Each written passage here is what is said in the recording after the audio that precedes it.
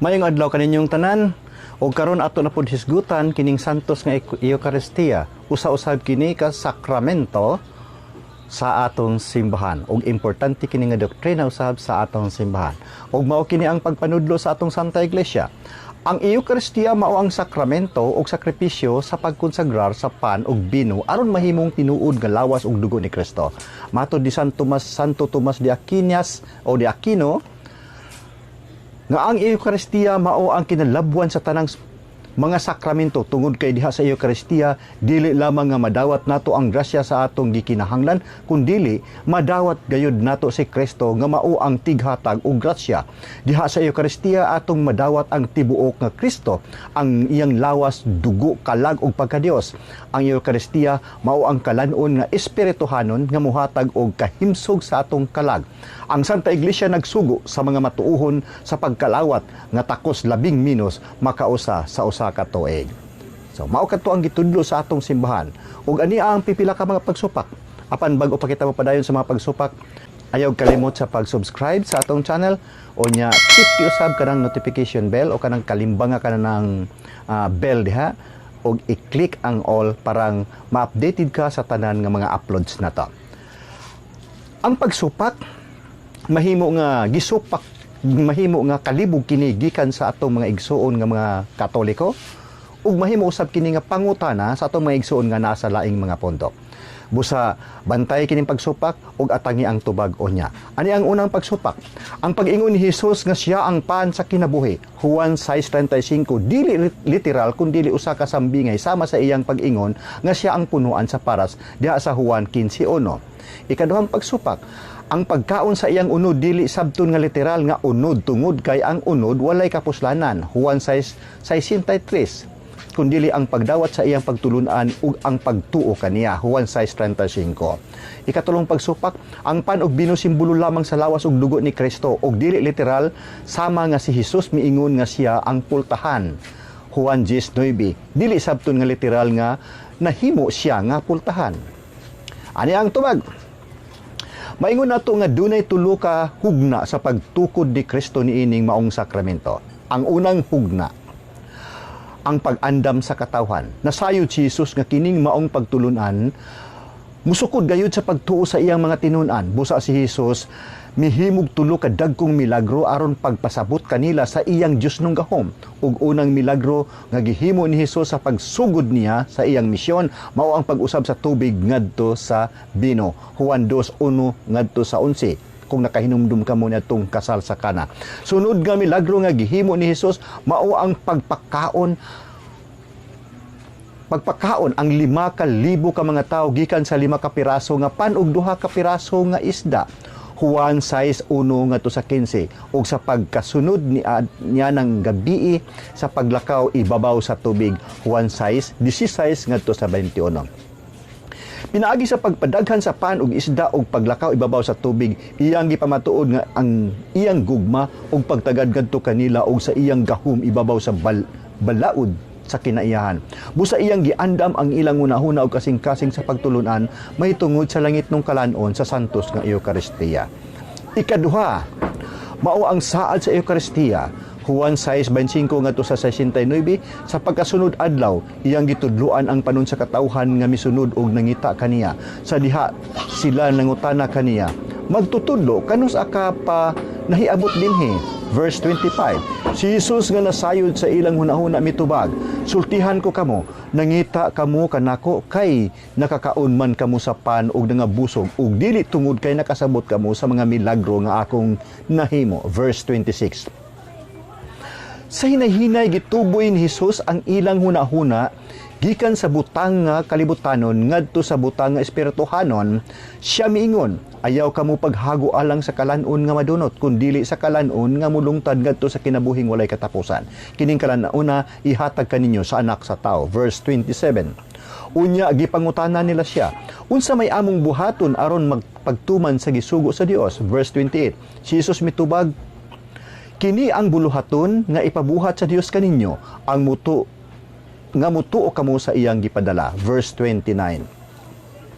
Nining tungura, gipahimug-atan ni Hesus ang mahinungdanon sa pagtuo. Sila mitubag, unsa mang milagruha ang imong ipakita kanamo aron manuo kami kanimo. Ang among mga katigulangan nangaon og mana didto sa kamingawan, sumala gayud sa giingon sa kasulatan. Gihatagan niya silagpan gikan sa langit. Verse 30. Dinhi makita nato nga sama sa ubang okasyon ang mga Hudiyo, mga tao nga kulang sa pagtuo, buot silang makakita og milagro. Dili pa igo ang milagro nga ilang nasaksihan nga gibuhat ni Hesus. O kay si Hesus naghisgot man og kalan-on nga hatod ngadto sa kinabuhing dayon, buot nilang muhimo si Hesus og bas dako nga milagro kaysa nahitabo sa ilang mga katigulangan didto sa disyerto nga gipakaon og mana. Og sa dihang sila miingon, Ginoo, hatagi kami kanunay ni ining maong kalanon. Verse 34, si Jesus mipadayon sa pag-ingon, ako mao ang pan nga naghatag sa kinabuhi, ang muari kanako, dili na gayud gutumon, ug ang mutuo kanako, dili na gayud uhawon. Verse 35. Ug iya silang gisultihan sa tin-aw gayod, ug ang pan nga akong ihatag mao ang akong unod aron mabuhi ang kalibutan. Verse 51. Ug sa dihang misupak sila sa pag-ingon, unsaon man niining tawhana sa paghatag kanato sa iyang lawas aron kanon. Verse 52. Siya mipahimugat sa literal nga pagsabot sa kamatuoran sa iyang mga pulong ug sa pag-ingon nga dili ang kinahanglan nga sila mukaon sa iyang unod, kundili kinahanglan nga sila muinom usab sa iyang dugo. Siya may pahimugat sa literal nga gipasabot sa kamatuoran sa iyang mga pulong sa pag-ingon nga dili lang kinahanglan nga sila mukaon sa iyang unod, kundi kinahanglan nga sila muinom usab sa iyang dugo. Ang mukaon sa akong unod ug muinom sa akong dugo may kinabuhing walay katapusan ug banhawon ko siya sa katapusang adlaw kay ang akong unod mao man ang matuod nga kalanon ug ang akong dugo mao ang matuod nga ilimnon. Ang mukaon sa akong unod ug mainom sa akong dugo, magpuyo dinhi kanako ug ako diha kaniya. Verse 54 ngadto sa 56. Tungod niini daghan sa iyang mga tinunan miingon, lisod kaayong dawaton kining pagtulod ana, kinsabay na nakasabot o makasabot niini. Verse 60. Ug busa wala sila mudawat niini. Ug si Jesus mingon ngadto kanila, nakapabugnaw ba kini sa inyong pagtuo kanako? Verse 61, nga sa laing pagkasulti, nakalitan ba kamo sa akong gisulti? Kung ang uban nga mga tigsupak, ang mga Hudiyo naghuna-huna nga sa pagkaon sa iyang unod ug pag-inom sa iyang dugo, ang iya lamang gipasabot mao nga ilang dawaton ang iyang pagtulon-an diha sa ilang hunahuna ug kasing-kasing, dili unta sila makugang. Ang mga Hudiyo nakalitan tungod kay ilang gipasabot nga si Jesus naghisgot gayud sa matuod nga pagkaon sa iyang unod ug pag-inom sa iyang dugo. Kung mas sinayo pa nila pagsabot ang gisulti ni Jesus, iya unta silang gipakita sa ilang kasaypanan sama sa iyang gihimo sa ubang okasyon. Mateo 16:5 ngadto sa 12, Juan 3:8 ug Juan 11:11 ngadto sa 14. Dili unta ni Jesus ang kunon ang pagtulunan nga ilang gipahid ngadto kaniya apan wala kini ipanghimakak ni Jesus. Sa laing bahin siya misubli pagtudlo sa Dios nung bili sa kalanon nga ilang gisalikway. Ang insakto nga mga pulo nga gilitok ni Jesus mao kining mosunod. Nakapabugnaw ba kini kaninyo? Pananglit, makita ninyo ang anak sa tao nga mukaya balik sa iyang gigikanan. Verse 61 to 62, nga nagpasabot, dili ba kamo makadawat sa akong gisulti? Dili ba lang gihapon kamo motuo kanako kung makita ninyo kining maong unod nga musaka ngadto sa langit? Ang espiritu mao ang naghatag og kinabuhi, ang unod walay kapuslanan. Verse 63, nga pagpasabot, ang espiritu sa akong pagkadiyos mao ang naghatag og kinabuhi o makapahimo sa akong unod nga makahatag og kinabuhi nga kalanon. Ang ordinaryo nga unod sa tao sama sa inyong gihunahuna, walay kapuslanan. C. Ang mga pulo nga gisulti ko kaninyo espiritu og kinabuhi. Verse 63, nga nagpasabot nga ang mga pulo nga akong gisulti kaninyo usa ka saad alang kaninyo sa kalanon nga makapahimo kaninyo nga usa kanako diha sa espiritu og kinabuhi. Letter D, apan pipila kaninyo wala manuo. Mao nga gisultihan ko kamo nga walay makaari kanako gawas kun itugo kini sa amahan. Verse 64 to 65, nga nagpasabot, nganong misupak man kamo kanako, wala ba kamo motuo nga ako mao ang anak sa Dios ug makahimo sa akong gisaad? Apan bisan pa niini ang mga Hudiyo wala matagbaw tungod kay wala gihapon bakwian ni Hesus ang iyang sugo sa pagkaon sa iyang unod ug pag-inom sa iyang dugo. Ang kapandulan nagpabilin gihapon nga nag-ali sa ilang agianan. Busa daghan sa iyang mga tinun-an mibiya ug wala nagayod mukuyog kaniya. Verse 66. Busa miingon si Jesus sa 12 ka mga apostoles, o kamo mubiya ba usab kamo kanako? Verse 67. Si Simon Pedro mitubag kaniya, Ginoo, kinsa may among kapaingnan, anaa kanimo ang mga pulo nga naghatag og kinabuhing walay katapusan. Nagtuo kami ug nasayod nga ikaw mao ang balaan sa Dios. Verse 68 ngadto sa 69. Kining talamdon nga mga pulong nga puno sa kamaunungon ug paghigugma atong gisagop ingon nga atoa uban sa pagpanaad sa pagka matinumanon ngadto ni Hesus bisan kinsa pa ang mutalikod kaniya. Gituman ni Hesus ang iyang saad atol sa katapusang panihapon uban sa iyang napulog duha ka mga apostoles. Iyang gipangandoy ang pag-abot sa maong takna. Dako kaayo ang akong tinguha sa pagkaon uban kaninyo niining panihapon sa pangilin sa pagsaylo sa dili pa ako mag-antos. Lucas 22:15. Unya mikuha si Hesus sa pan, nagpasalamat sa Dios ug gipikas-pikas niya kini ug gihatag sa iyang mga tinun-an ug miingon, dawatan ninyo kini ug kana, kini ang akong lawas. Unya gikuha niya ang kupa, nagpasalamat sa Dios ug gihatag kanila ug miingon, imna ninyo kining tanan, kini mao ang akong dugo nga naglig-on sa kasabutan, ang akong dugo nga giula alang sa tanan mga tao aron ang mga sala mapasaylo. Mateo 26:26 ngadto sa 28. Si Jesus misulti niining mga pulunga sa usa ka labing solemne nga okasyon. Siya naghatag ngadto sa iyang mga tinun-an sa katapusan niyang pakigpulong, sa katapusan niyang tinguha og kasuguan, kaysa pagkasunod adlaw siya paantuson og patyon. Nining tungura naghatag siya ngadto sa iyang mga tinun-an sa ilang erensya kon kabilin o panulondon. Busa siya misulti kanila sa labing tin-aw og dayag nga mga pulong. Ang mga pulong nga iyang gigamit sa ilang kaugalingon dili mahimong masaypan og labi na gayod kun lantawon ubos sa saad nga iyang gihimo nga iyang ihatag ang iyang unod aron kanon ug ang iyang dugo aron imnon.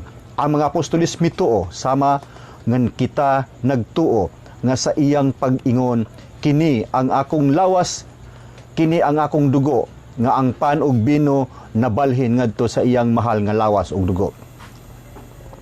Ang pagtuo sa mga apostoles ug sa karaang iglesia sa matuod nga presensya ni Kristo diha sa santos nga Eucharistia gipamatud-an sa mga bantugang tagsulat.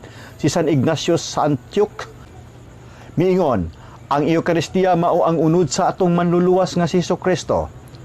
Epistola ad Smyrna C17. Si San Justin Martyr dated 167 miingon, ato kining gidawat dili ingon nga ordinaryo nga pan ug ordinaryo nga bino, kundili si Hesus Kristo ang atong manluluwas nga adunay unod ug dugo alang sa atong kaluwasan. Ug busa kita usab gitudloan nga ang kalanon nga gikonsagrahan pinaagi sa pulong sa pag-ampo gikan kaniya mao ang unod ug dugo ni Hesus nga nahimong tao. Apologia IC 66. Si San Irenaeus dated 203 miingon, ang pan ug bino pinaagi sa pulong sa Dios nabalhin ngadto sa Eucharistia nga mao ang lawas ug dugo ni Kristo. Adversus Herses verse 2 and 3. Si San Hippolytus sa Roma dated 235 miingon, siya naghatag kanato sa iyang kaugalingong Dios nun nga unod ug sa iyang kaugalingong bililhong dugo aron kanon og imnon. In Proverb 9:2. Ang maong santos nga pagtulunan gidawat sa mga nagtuo ni Hesus sulod sa gatusan ka mga katuigan nga walay misupak hangtod sa pag-abot ni Berengaryus nga miingon nga ang mga pulong kini ang akong lawas, nagpasabot dili kini akong lawas apan simbolo lamang.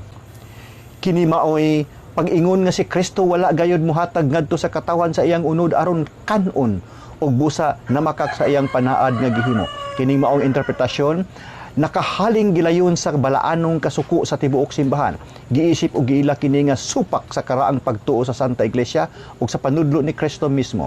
Gibakwi kini sa nagpasiugda niining maong sayop nga pagpanudlo nga namatay nga mahinulsolon. Karon aniya kita sa pagtubag sa mga pangutana nga gihisgutan sa unahan. Ang tubag sa unang pangutana, sa pag-ingon ni Hesus nga siya ang punuan sa paras ug kita ang mga sanga, Juan 15:1. Klaro nga usa kini kasambingay kay masabot man nato ang duha ka kamatuoran nga gitandi nga samas nga ang mga sanga nabuhi tungod sa punuan, ang mga magtotoo nabuhi tungod ni Hesus. Samtang sa laing bahin si Hesus mipasabot nga ang pan nga iyang ihatag mao ang iyang unod, Juan 6:51, nga kinahanglan nga atong kanon aron kita mabuhi, Juan 6:53. Busa ang panagtandi dili magamit. Tubag si kaduhang pangutana, ang pagkaon sa unod kun sabton sa dili literal nga pagsabot nagkahulugan og panimalos, pagdagmal o pagpatay, Ezekiel 5:10, Isaias 49:26 o Mikias 3:3. Nga dili mahimo nga mao ang sentido nga gipasabot ni Hesus. Ang ordinaryo nga unod sa tawo nga maoy naa sa panabot sa mga Hudiyo, mao ang way kapuslanan, Juan 6:63.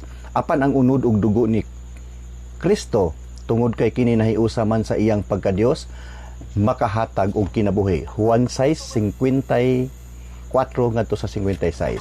Tubag si katulong pangutana, dili mahitabo nga sa katapusang panihapon ni Hesus magsulti og sambingay tungod sa kasulimni sa maong okasyon.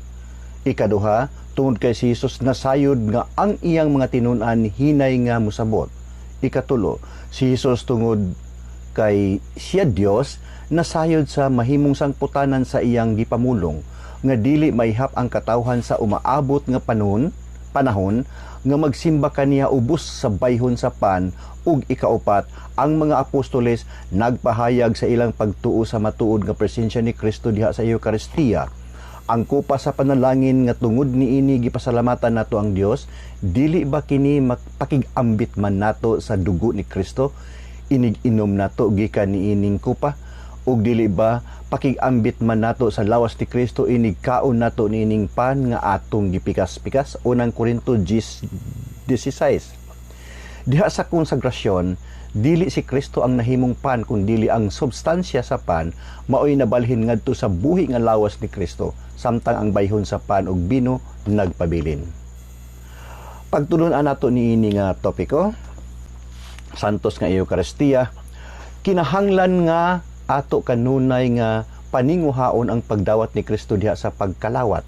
Ang Eucharistia, number 1, muhiusan nato kang Kristo, ang mukaon sa akong unod ug miinom sa akong dugo, magpuyo dinhi kanako ug ako diha kaniya, Juan 6:56. Ikaduha, muhatag kanato og dugang grasya, ang mukaon kanako mabuhi tungod kanako, Juan 6:57.